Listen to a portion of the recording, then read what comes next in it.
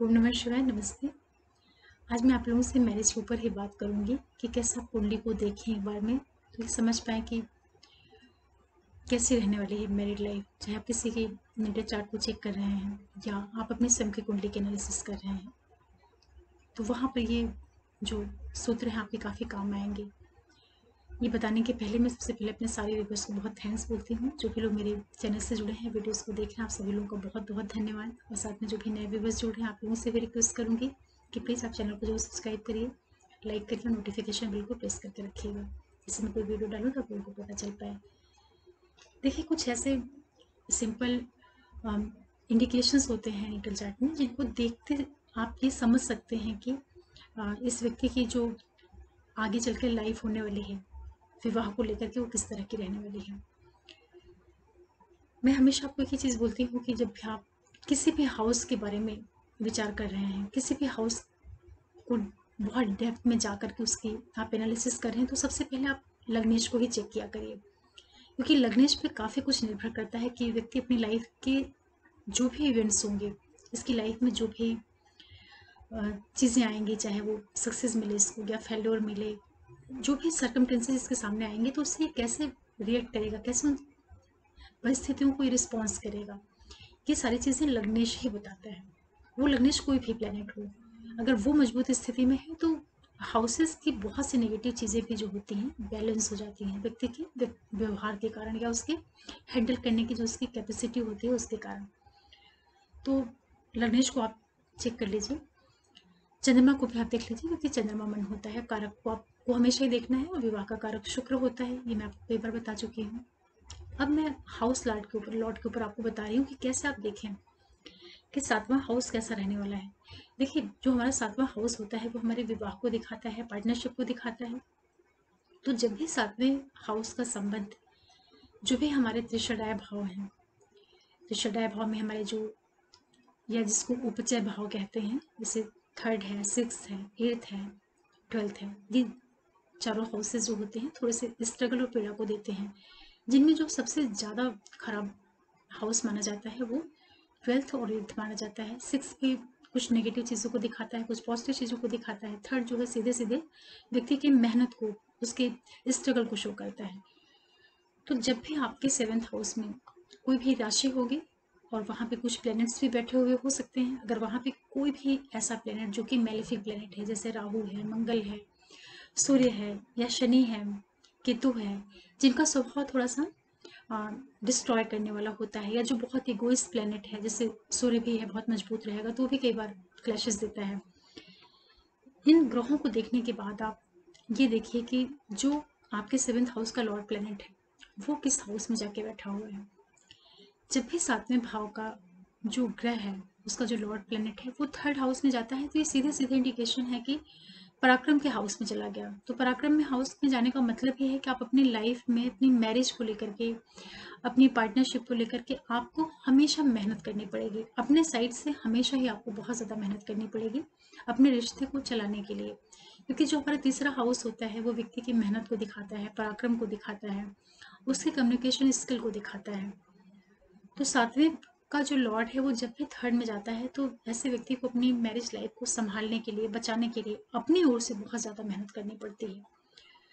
ऐसे देखा जाए तो तरीके से अच्छा भी है कि जब हम प्रयास करेंगे, मेहनत करेंगे तो अपने रिश्ते को बचा लेंगे, लेकिन कई बार एक तरफा मेहनत उसको करनी पड़ जाती है, तो ये भी स्थिति व्यक्ति को पेन देने का काम करती है।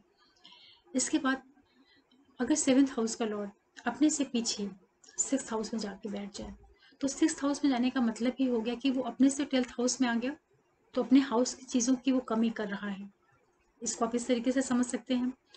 और वो जो छठवीं राशि है, उससे जस्ट पीछे की छठवीं राशि, तो वहां पे कोई भी राशि हो सकती है, लेकिन अगर वहां पे विशेष रूप से कन्या राशि पड़ जाए, या सेवेंथ का लॉर्ड कोई भी प्लेनेट हो और वो ऐसे हाउस में जाके बैठ जाए जहाँ पे कन्या राशि हो, और विशेष रूप से अगर वो कन्या राशि आपकी थर्ड में, सिक्स में, एट्थ में और ट्वेल्थ हाउस में पड़ती हो, उस स्थिति में मैरिड लाइफ में बहुत ज़्यादा स्ट्रगल आते हैं, बहुत ज़्यादा वाद विवाद, डिस्प्यूट, ये सारी चीज़ें आती हैं, क्योंकि जो छठवां हाउस होता है ये व्यक्ति के कोर्ट कचहरी, लड़ाई झगड़े, जो लीगल इश्यूज होते हैं, मतभेद होते हैं, बीमारियां होती हैं छोटी मोटी, उनको भी दिखाता है। तो जब भी सातवें का संबंध आपके 7th हाउस का लॉर्ड छठे में बैठता है तो ये दिक्कत क्रिएट करता है। इसी तरीके से 7th का लॉर्ड जब भी आपके 8th हाउस में आ जाएगा तो 8वां जो भाव होता है ये व्यक्ति की लाइफ में सडन लॉसेस का है, सडन गेन का है, अचानक से बदलाव का है और मृत्यु स्थान भी होता है। तो जब भी 7th का लॉर्ड 8th में आता है तो धन की दृष्टि से तो ठीक होता है, पैतृक संपत्ति वगैरह मिलेगी, लेकिन कहीं ना कहीं आपको अपनी मैरिड लाइफ में अचानक से एक डिस्टर्बेंस मिलेगी। अचानक कुछ सब कुछ अच्छा चलता रहेगा लेकिन कुछ ऐसे घटनाएं घटित हो जाएंगी कि आप बिल्कुल डिस्टर्ब हो जाएंगे।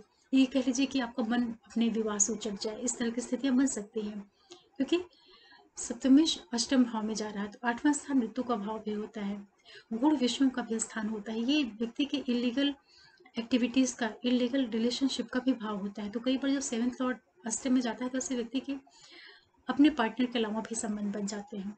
तो ये भी बहुत अच्छी स्थिति नहीं कही जाएगी, और विशेष रूप से तब जब वहाँ पे कन्या राशि आ जाए 8वें भाव में।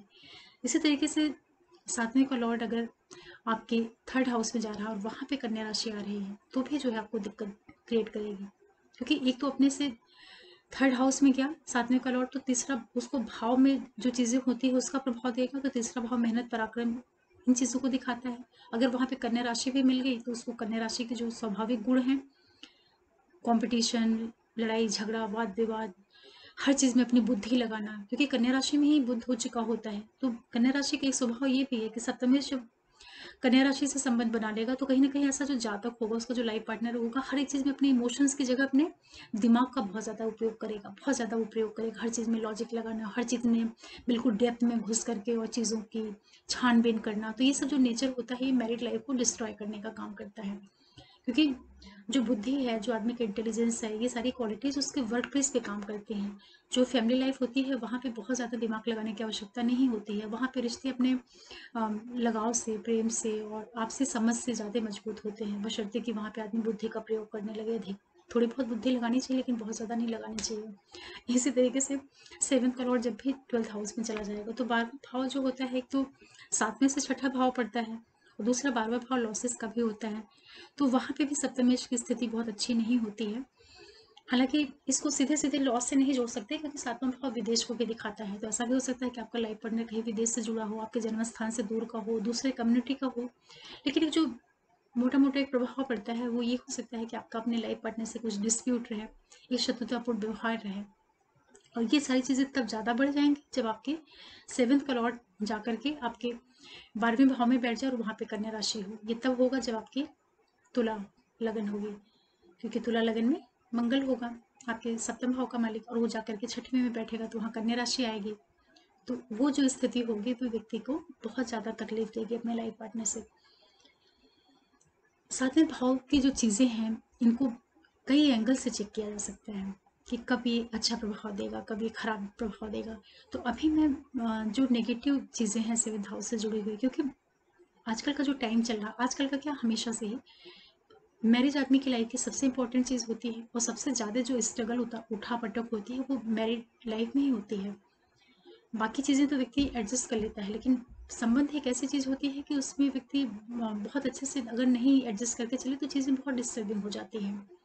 तो जब भी आप अपने बच्चों की शादी करें, चाहे पत्रिका मिलान कर रहे हों या किसी की कुंडली एनालिसिस कर रहे हों, कोई आपके पास चार्ट दिखाने के लिए आया है, तो वहाँ पर इन प्रिंसिपल्स को जरूर लगाइएगा। ये केवल एक साइड है, एक पक्ष है कि सप्तमेश जब भी 3rd में, 6th में, 8th में, 12th में जाता है तो अपने हाउस के सुखों में कमी करता है। लेकिन इसका मतलब ये नहीं हुआ कि मैरिज टोटली खराब हो जाएगी। उसके लिए और भी ज़्यादा फैक्टर्स देखने होते हैं, उसके लिए आपको कारक देखना पड़ेगा। और सप्तमेश जहाँ पे जाके बैठ रहा है 3, 6, 8 और 12 हाउसेज में, तो वहाँ पे अगर उसको कोई शुभ ग्रह का साथ मिल जाए या उसके ऊपर कोई शुभ ग्रह योग कारक होकर के उसके साथ बैठ जाए, शुभ ग्रह योग कारक होकर के उसके ऊपर दृष्टि डाल दे, कई फैक्टर्स होते हैं जो नेगेटिव प्रभाव को थोड़ा सा कम करने का प्रयास करते हैं। लेकिन ये ज़रूर है कि जब भी 3, 6, 8 और 12 में जाएगा सप्तमेश, तो वो मैरिज, विवाह के सुख में कुछ ना कुछ कमी ज़रूर लाएगा, क्योंकि वो लॉर्ड जो है ऐसी जगह पे जा रहा है जो उसके लिए दिक्कत पैदा करने का काम कर रहा है। और जिस राशि में वो गया है, अगर वो उसका कहीं शत्रु राशि है तब तो स्थिति और भी ज़्यादा दिक्कत वाली पैदा हो जाती है। ये भी ध्यान रखने की चीज़ होती है। और इसी के साथ साथ सप्तमेश जो इन त्रिशदाई हाउसेज में गया है, उसका जो लॉर्ड प्लैनेट है, अगर वो भी कहीं खराब स्थानों में जाके बैठ गया है, जैसे कि जिसको भावत भावत का सिद्धांत कहते हैं कि कोई भी हाउस का जो लॉर्ड है वो जिस जगह जाके बैठा है, उसका जो लॉर्ड है वो कहाँ पे बैठा हुआ है। तो क्योंकि जो अल्टीमेट पकड़ रहेगी, होल्ड रहेगी, वो सेवेंथ का लॉर्ड जहाँ जाके बैठा हुआ है उस उसके लॉर्ड की भी रहेगी। और इन्हीं ग्रहों को नवमांश कुंडली में भी चेक करना है कि सप्तमेश जो 3, 6, 8 और 12 हाउसेज में जा रहा है, वहाँ पे जो राशियाँ हैं वो कितनी मजबूत हैं या कमज़ोर हैं, उनकी एक्चुअल जो स्ट्रेंथ है वो नवमांश कुंडली में भी जाके चेक कर लेनी चाहिए। अगर लगन कुंडली में उनकी स्थिति बहुत खराब है और नवमांशा में जाकर के वो अच्छी स्थिति में पहुंच गए हैं, तो मैरिज को बहुत खराब होने से बचा लेंगे, लेकिन नेगेटिव प्रभाव जरूर देंगे, क्योंकि ये भाव ही जो है नकारात्मकता को लिए हुए होते हैं, तो कुछ ना कुछ उसके नेगेटिव रिजल्ट आ ही जाते हैं। ऐसी स्थिति में थोड़ा सा बैलेंस करके चलने की ज़रूरत होती है। देखिए, मैं आप लोगों के साथ में मैरिज से रिलेटेड कई वीडियोस लाना चाह रही हूँ, क्योंकि बहुत ही लाइफ की बहुत बड़ी घटना होती है विवाह होना। तो आप इसकी इतने ज़्यादा इसके फैक्टर्स होते हैं, इसको इतने तरीके से बताने की ज़रूरत रहती है कि आप जब हर एक वीडियो को देखेंगे तो अपने विवाह को या अपने बच्चों की या अपने रिलेटिव्स के या जो भी क्लाइंट की आप कुंडलियाँ देखते हैं, सभी को बहुत अच्छे से आप समझ पाएंगे कि कहाँ से उस हाउस में कमी आ रही है। और उसी तरीके से मैं सिर्फ नेगेटिव चीज़ ही नहीं बताऊंगी, मैं आगे चल के इसकी मैरिड लाइफ कितनी खुशहाल हो सकती है, उससे कितने आपको लाभ हो सकते हैं, कितने आपको उससे प्रॉफिट गेन्स होंगे, कितना आपको सपोर्ट मिलेगा, ये सब चीज़ें भी लाऊंगी। लेकिन पहले मैं नेगेटिव चीज़ें इसलिए बताना चाह रही हूँ कि एटलीस्ट जो पेरेंट्स कुंडली मिलाते हैं या जो लोग मैरिज को लेकर बहुत ज़्यादा उत्साहित होते हैं, तो एटलीस्ट आप अपनी कुंडली से अपने फ्यूचर के बारे में जान सकते हैं। क्योंकि जैसी हमारी खुद की कुंडली होगी, जो हमारा खुद का निटल चार्ट है, हमारे 7वें भाव में जिस तरह का सुख लिखा हुआ है उसी तरह का हमें पार्टनर भी मिलेगा, क्योंकि ईश्वर जो है सारी चीज़ों को पहले से ही प्री प्लान करके रखता है कि आपको लाइफ में किससे आपका विवाह होना है, किस तरह की फैमिली, कैसे रिश्ते मिलेंगे। उसमें सामने वाले को दोष नहीं देना है कि उसकी वजह से पेन मिल रहा है। पेन तो हमारी कुंडली में पहले से ही डिसाइड है कि हमारा 7वां हाउस है कैसा। ये ज़रूर है कि जब हम किसी हाउस की नेगेटिव चीज़ों को जान जाते हैं पहले से कम उस फील्ड पे प्रिकॉशन ले सकते हैं। इसलिए बहुत ज़रूरी है इन चीज़ों को समझना। और इसी तरीके से मैं आगे आपको ये भी बताऊंगी कि 7th का लॉर्ड कहाँ जाएगा तो बहुत अच्छी स्थितियाँ भी होंगी, क्योंकि मैरिज ही एक ऐसी चीज़ है जो व्यक्ति को एक आधार देती है, बेस देती है। तो किसी की भी अगर उसकी मैरिड लाइफ अच्छी है तो बहुत सक्सेसफुल हो सकता है, क्योंकि वो विल फोकस्ड होकर अपने काम को कर पाएगा।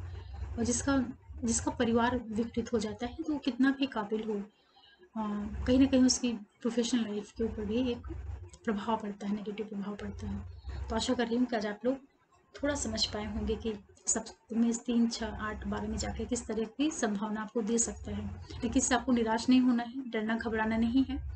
ये सिर्फ सिंगल फैक्टर है, लग्नेश, सप्तम, सप्तमेश भाव, सप्तम जो है कारक, सबको मिला के फिर आप फाइनल कंक्लूजन पे पहुंचिएगा। ये सिर्फ सिंगल एक साइड एक फैक्टर है। आशा कर रही हूँ कि आपको ये वीडियो अच्छा लगा होगा। और साथ में जो भी नए व्यूवर्स जुड़ रहे हैं, आप लोगों से भी रिक्वेस्ट करूँगी कि प्लीज़ आप चैनल को जरूर लाइक करिए, शेयर करिए, सब्सक्राइब करिए, नोटिफिकेशन बिल्कुल प्रेस करके रखिएगा, जिससे कोई वीडियो डालो तो आप लोगों को मिल पाए। फिर मिलते हैं किसी नए वीडियो के साथ, तब तक के लिए ओम नमः शिवाय, नमस्ते।